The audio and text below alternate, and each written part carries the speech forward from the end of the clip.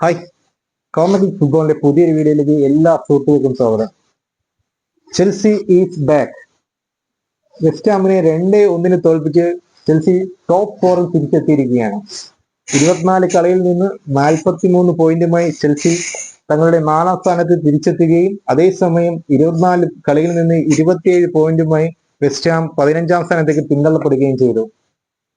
മത്സരത്തിൽ ഉടനീളം ഇരു ടീമുകൾ നല്ല മികച്ച പ്രകടനം കാഴ്ചവെച്ച് എന്ന് വേണം പറയാൻ. കാരണം ഒരുപാട് ബിഗ് ചാൻസ്, ഗോളെന്ന് ഉറപ്പിച്ച ഒരുപാട് ബിഗ് ചാൻസുകൾ ഇരു ടീമുകൾക്ക് ഉണ്ടായിരുന്നു.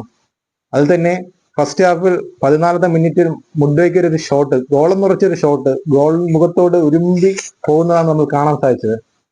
പിന്നെ 30ാം മിനിറ്റിൽ ബോക്സിനകത്ത് എൻസോയ്ക്ക് മുഡ്വയ്ക്ക് തന്നെ ഒരു ത്രൂ ബാൾ നൽകുകയും, പക്ഷെ അദ്ദേഹം ഗോളിനാണോ ശ്രമിച്ചത് അതോ പാസിനാണോ ശ്രമിച്ചതെന്ന് പറയത്തക്ക വിധം അത് ബോൾ വെളിയിലോട്ടാണ് അത് പോയത്. കാരണം ഒന്നും നടന്നില്ല. കാരണം നല്ലൊരു ബിഗ് ചാൻസ് ആയിരുന്നു അത് എൻസോയ്ക്ക്, പക്ഷെ അദ്ദേഹം അത് അടിച്ച് വെളിയിട്ട് കളയാണ് ചെയ്തത്.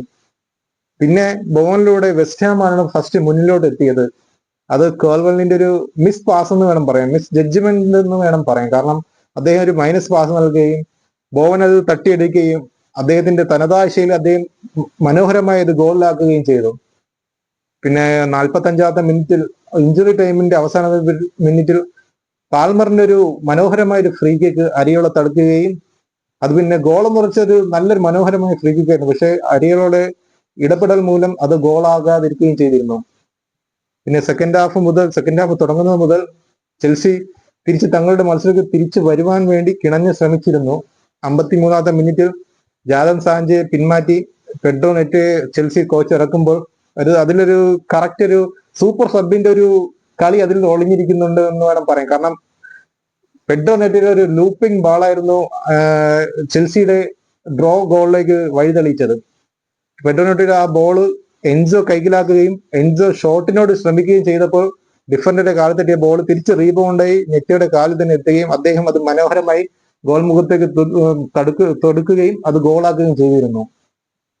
പിന്നെ ചെൽസി തങ്ങളുടെ മത്സരത്തിലേക്ക് വീണ്ടും ജയിക്കാനുള്ള ഗോൾ മുഖത്തോട്ടുള്ള ആക്രമണം തുടർന്നുകൊണ്ടേയിരുന്നു.